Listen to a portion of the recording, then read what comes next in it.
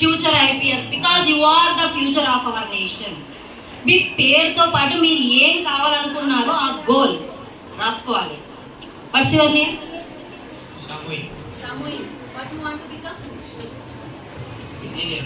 I am talking to Shamui engineer. You write down your name. మీ పేరు కింద ఏం రాసుకోవాలి? Designation.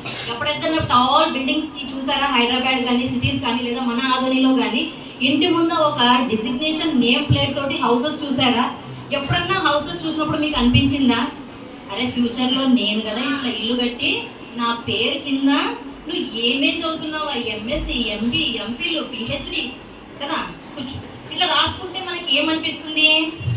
What do we feel? We feel proud of our self. We are feeling proud of our self. Feel అవుతామా, feel కామా, బాధపడతామా? మంచి పొజిషన్లో ఉంటే హ్యాపీగా ఉంటామా, ఏడుస్తూ ఉంటామా? మీరు హ్యాపీగా ఉందంటే టోటల్ దునియా చలో హ్యాపీగా ఉన్నట్లే, పక్కనోడి సంగతి మనకు అవసరం లేదు.